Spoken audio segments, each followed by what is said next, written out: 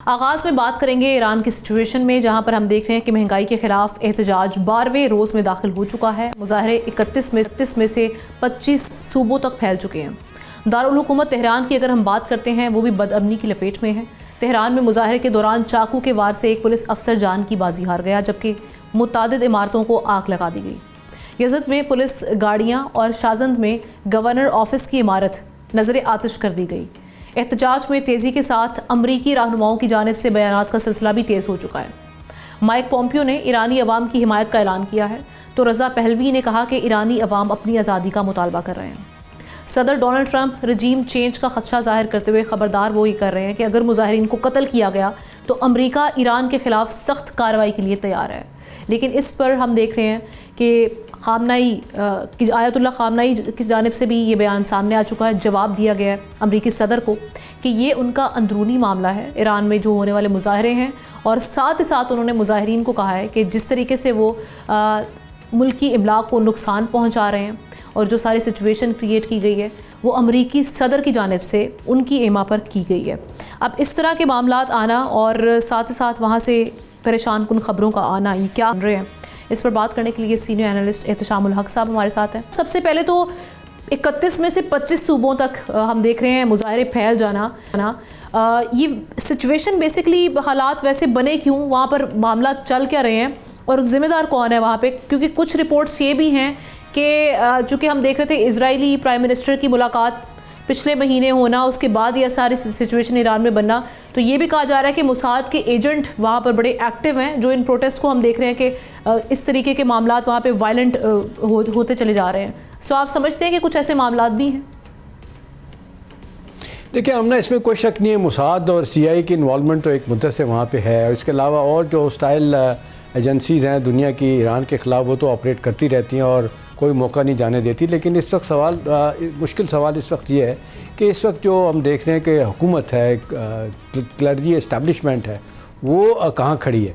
लेकिन 100 से ज़्यादा शहरों में 31 सूबे हैं, 25 से ज़्यादा अपना क्या कहते हैं प्रोविंसेस में आग लगी हुई है। और उसके बाद आप देख रहे हैं कंट्री वाइड इंटरनेट का भी शट डाउन किया हुआ उन्होंने।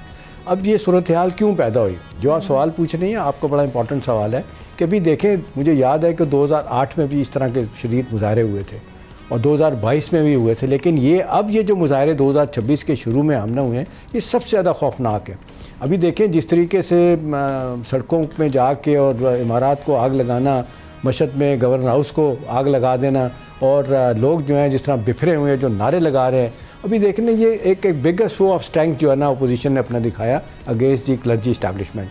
अब तंग आके तो वैसे तो कहते हैं कि इतना ब्रूटल रेप्रेशन किसी ने दुनिया में नहीं देखा जो वहाँ पे यहाँ हो रहा है, इसमें कोई शक नहीं है। अपनी आवाज़, लोगों की आवाज़ दबाने के लिए वो किसी भी सतह पे जाते हैं। अभी ये जो मसूद प्रेसिडेंट हैं वहाँ पे ईरान के, उन्होंने बड़ी कोशिश की है। इससे पहले जितने प्रेसिडेंट आए हैं उन्होंने कोशिश किया है। कहा जाता है कि थोड़े से ब्रॉड माइंडेड पीपल हैं, मोतदिल हैं, और वो नहीं चाहते कि इस तरह रिप्रेशन हो। अभी परसों की बात है गालिबन के इन्होंने अपने खमनाई साहब ने, जो सुप्रीम लीडर हैं, उन्होंने हुकूमत को कहा है कि कोई आप लोगों को राज़ी करने के लिए कोई बातचीत का रास्ता निकाले। लेकिन हम ना देखें, बातचीत का रास्ता इसलिए नहीं निकलेगा कि अब लोगों के ग्रीवेंसेस जो है ना, ख़ास तौर पे फूड इन्फ्लेशन, उसने लोगों को मार दिया। लेके ऑब्वियसली 40% सिर्फ ज़्यादा एक अमरीकी एमा पर तो नहीं, इतने बड़े लेवल पे हम देखेंगे कि प्रोटेस्ट हो, इतनी आवाम निकल आए कि हम देख रहे हैं कि 25 सूबे जो हैं वहाँ पे प्रोटेस्ट हो रहा है। जी हमने देखें, लोगों के पास अब सूरत हाल पैदा ऐसी होगी कि लोग कहते हैं तीसरा बड़ा मुल्क है ईरान, जो है ना तेल पैदा करने वाला। ठीक है, सैंक्शन है, 40 साल से अपना तेल जिसको कहते हैं स्मगल करके और आधी कीमत में तेल बेच रहा है, कभी चाइना को, कभी ईरान को, कभी फिर भी सैंक्शन लग रही हैं। लेकिन सवाल ये है कि थोड़ा सा आप माहौल को बेहतर तो करें ना। अब लोगों ने क्यों कहना शुरू कर दिया कि जी डेथ विद सुप्रीम लीडर, और वो रज़ा शाह पहलवी जो है अपना शाह ईरान का बेटा, वो इतना एक्टिव हो गया, उसके हक़ में इतनी आवाज़ें उठ रही हैं।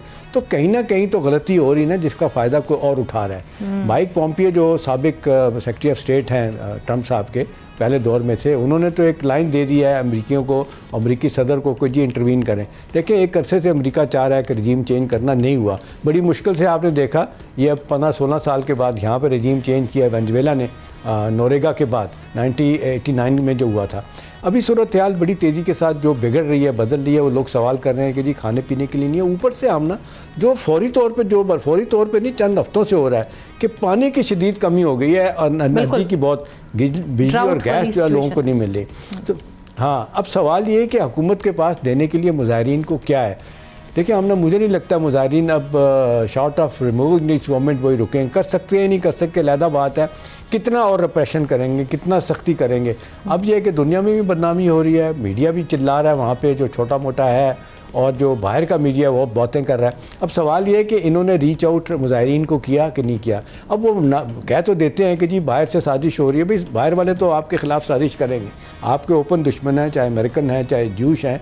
और ज़ाहिर है उनका तो आपने देखा कि जब ईरान के साथ लड़ाई हुई थी तो पता चला था कि जी बाकायदा जिसको कहते हैं मोसाद का एक हेडक्वार्टर वहाँ मौजूद था जो ऑपरेट करता था वहाँ से।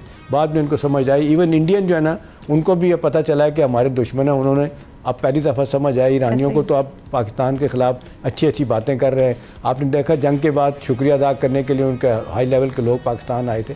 अब सवाल ये है कि जी ये कैसे रुकेगा। देखें आम आदमी की तकलीफ़ें जब बहुत बढ़ जाती हैं तो जब वो सड़कों पर आना शुरू कर देते हैं, उनको जब तक लॉलीपॉप दे के तो बात नहीं बनेगी, जब तक कि कोई टेंजेबल को फ़ायदा नहीं देंगे। आप महंगाई को कम करने के लिए कोई तरीका नहीं अडॉप्ट करेंगे, अपनी करेंसी जो दिन ब दिन नीचे जा रही है और इकोनॉमिक कंडीशन वर्स से वर्स हो रही है, नहीं ठीक करेंगे तो बात नहीं बनेगी। देखें ना इतना अर्सा तो आपने गुजारा कर लिया, अब बड़ा मुश्किल हो गया। इसी लोग कहते हैं कि कोई कंप्रोमाइजिंग फार्मूला होना चाहिए, चाहे अमेरिकन है, यूरोपियन यूनियन है, बाकी ममालिक है।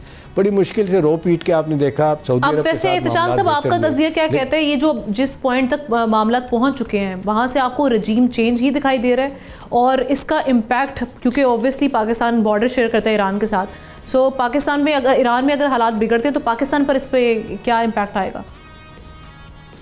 देखिए कुछ लोगों ने तो पैरेलल ड्रा करने की कोशिश किया। नेपाल वाला जनजी वाला मामला जो है ना, जनरेशन जी वाला मामला, शायद वो उस तरह तो नहीं इफेक्टिवली यहाँ काम करेगा, लेकिन एक चीज़ तय है कि जितनी तेज़ी के साथ नौजवान सड़कों पे निकल के आ रहे हैं, अब तो यूनिवर्सिटी के स्टूडेंट भी आमना शामिल हो गए हैं। पहले इतने ज़्यादा नहीं थे, अब वो भी शामिल हो गए हैं। इससे लोगों को डर लग रहा है कि भाई देखें जहाँ स्टूडेंट अभी बांग्लादेश में स्टूडेंट हैं, इनकलाब लेके आए, नेपाल में भी आपने ये सूरत हाल देखी और यहाँ पे भी तेज़ी के साथ बन रही है। मेरा ख्याल है कि अब फौरी तौर पे तो एक तो यह है कि मुजाहिरीन को रोकने के लिए मारपीट का तरीक़ाकार उसको रोका जाए। फिर ख़वातीन को जिस तरीके से उनके साथ ज़्यादती होती है, वो जुल्म ज़्यादती होती है, कपड़े पहनने पे ये पहनो ये ना पहनो। अभी आपने देखा रुमैसा जो लड़की थी 18 साल की लड़की, उसको जेल में थाने में मार दिया था इसलिए कि उसका लिबास ऐसा नहीं था। तो मेरा ख्याल है जो वो उनके मुताबिक कि वो इस्लामी नहीं था, तो मेरा ख्याल है कुछ थोड़ी बहुत तो इनको शहरी आज़ादी देनी पड़ेगी। बिल्कुल ठीक जी। एहतशाम साहब आपका तज्जिया है इस हवाले से। Ahmad Hasan Al Arabi international affairs expert हमें ज्वाइन कर चुके हैं। Thank you so much Ahmed for your time. Ahmed, ये जो सारी सिचुएशन ईरान में हम देख रहे हैं, ये इस सारी बिगाड़ की एक तो जिम्मेदारी किस पर आयद होती है, दूसरा ये कि आपको हालात किस जानिब जाते हुए दिखाई दे रहे हैं, क्योंकि अमरीका जिस तरीके से बयानात वहाँ से सामने आ रहे हैं और सदर ट्रंप की जानिब से ये कह देना आज की स्टेटमेंट के उन पर कोई इंटरनेशनल लॉ लागू नहीं होता। वेनेजुएला की सिचुएशन भी हमारे सामने है। सो आप समझते हैं कि आने वाले दिनों में ईरान में भी कोई ऐसी सूरत हाल बन जाएगी? जी बहुत शुक्रिया। देखें, हमें इसको अगर आप बिल्कुल कोल्ड एनालिसिस इस सिचुएशन का करें, जाहिर है हमारे जज्बात जो हैं बहुत ज़्यादा एसोसिएटेड है, ईरान एक मुसलमान मुल्क है और उसके साथ, लेकिन अगर आप इसको कोल्डली देखें जो ईरान के अंदर डेवलपमेंट्स हो रही हैं, तो there are 3 important things that we have to understand. सबसे पहले जो वेनेजुएला में हुआ है मडूरो वाला, उसमें आप जिस तरीके से उसको लेके गए हैं अमेरिकन, उसका आप क्लियरली देख सकते हैं कि वहां पे अमेरिका अपना जो मॉनरो डॉक्ट्रिन है यानी क्लोज टू होम, वो अपनी पावर को असर्ट कर रहा है। दूसरी तरफ आप अगर ये देखें कि दुनिया यूनिपोलैरिटी से इमर्जिंग मल्टीपोलैरिटी की तरफ जा रही है, इसमें किसी को डाउट नहीं है। अब इस सारे कॉन्टेक्स्ट में मिडिल ईस्ट के अंदर जो अरेंजमेंट है, क्योंकि अभी जो कल के दिन एक बहुत इंपॉर्टेंट डेवलपमेंट हुई है कि जिसमें अमेरिका ने यूनाइटेड नेशन की बहुत सारी ऑर्गेनाइजेशन से पुल आउट कर लिया, जिसमें एक बहुत इंपॉर्टेंट ऑर्गेनाइजेशन जो है वो क्लाइमेट चेंज की भी थी। सो जिसके बाद पूरे अमेरिका के अंदर ये बात हो रही है कि आप अगर ग्लोबलिस्ट एजेंडा के खिलाफ जाके आप नेशनलिस्ट एजेंडा के ऊपर इन सारी ऑर्गेनाइजेशन से पुल आउट कर भी रहे हैं, तो एटलीस्ट क्लाइमेट चेंज वाली से तो ना करते। लेकिन अमेरिकन गवर्नमेंट इस वक्त जो लोग इख्तिदार में है, वो एक बहुत क्लियर मैसेज पूरी दुनिया को दे रहे हैं कि अमेरिका जो ग्लोबलिस्ट एजेंडा था, जो पिछले 20, 25, 30 साल से अमेरिका के अंदर इम्प्लीमेंटेड था, जिससे अमेरिका जो है पूरी दुनिया के अंदर अपने रिसोर्सेज वेस्ट कर रहा था, अमेरिका वहां से पुल आउट कर रहा है। उसी तरह अमेरिका को पुल आउट करने के लिए भी एक इक्वेशन चाहिए मिडिल ईस्ट के अंदर। अगर अमेरिका चाहता है कि वो अपने रिसोर्सेज को मिडिल ईस्ट से निकाले तो देयर विल बी वैक्यूम, और अमेरिका बिल्कुल भी ये नहीं चाहेगा कि वो वैक्यूम को ईरान या रशिया फिल करें।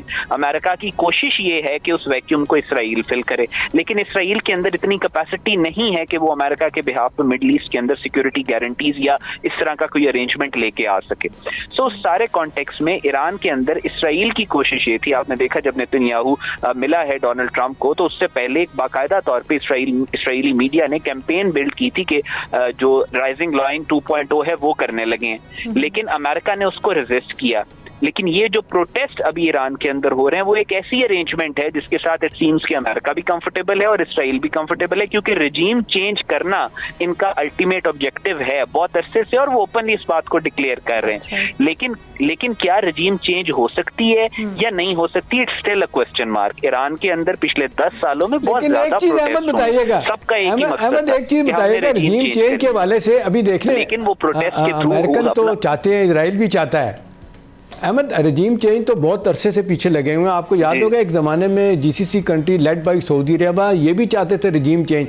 अब सऊदी अरब के साथ ताल्लुकात बड़ी हद तक नॉर्मलाइज हो गए, उनके यूएई वालों के भी साथ बेहतर हैं, कतर से तो पहले उनके ताल्लुकात अच्छे हैं।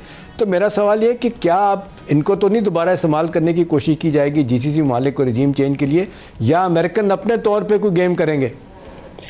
देखें, बिल्कुल आपने ठीक कहा है कि ये रजीम चेंज का तो बड़ा ज्यादा इनका ऑब्जेक्टिव रहा हुआ है, लेकिन अभी जैसे आपने खुद ही पॉइंट आउट किया है कि इनके जो अरेंजमेंट इस वक्त बन रहा है, इसराइल एक ऐसा थ्रेट है जिसको बहुत सारे ममालिक जो अरब कंट्रीज हैं वो परसीव कर रहे हैं एज अ कॉमन थ्रेट। ये एक नई डेवलपमेंट हुई है।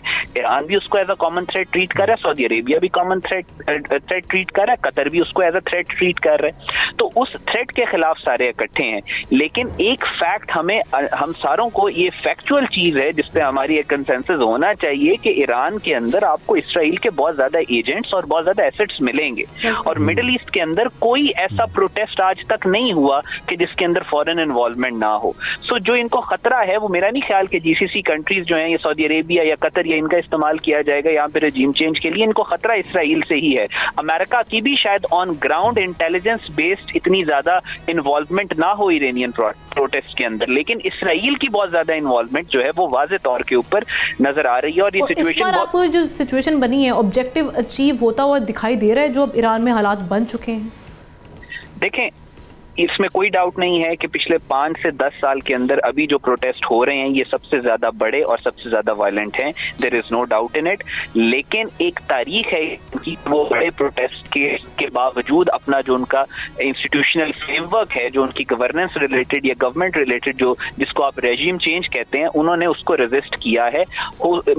इस प्रोटेस्ट के बाद भी ज्यादा प्रोबेबिलिटी इस बात की है कि Iran will come out of it as जिस फॉर्म में वो गए थे उसी फॉर्म में वो वापस आएंगे। रेजिम चेंज जो है वो नहीं हो सकता, लेकिन ये अभी वक्त ही बताएगा, क्योंकि वॉलेटाइल सिचुएशन है मिडिल ईस्ट के अंदर। रात को सिचुएशन कुछ होती है, अगले दिन कुछ और हो जाती है, तो वक्त बताएगा कि आगे किस तरफ चीजें जा रही हैं। खवातीन बहुत ज्यादा अपना जो परेशान है वहाँ पे, तो एक नारा लगा हुआ है कि खवातीन कहती हैं हमारे ख्वाब अहमद छीन लिए गए, our dreams have been stolen. तो आपको क्या लगता है कि ये खवातीन का भी एक, आपने देखा कि बहुत ज्यादा एक प्रेशर होगा, बाकी लोग तो है मैदान में?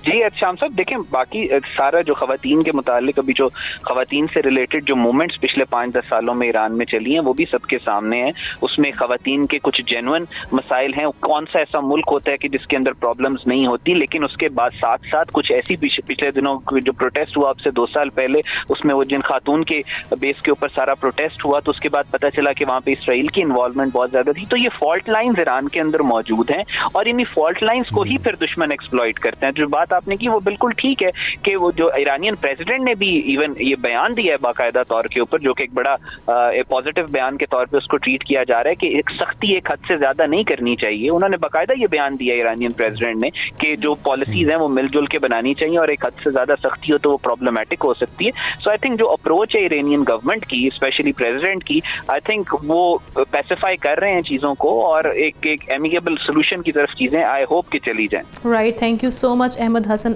भी हमारे साथ मौजूद थे। सब्सक्राइब करें और बेल दबाएं ताकि कोई खबर रह न जाए।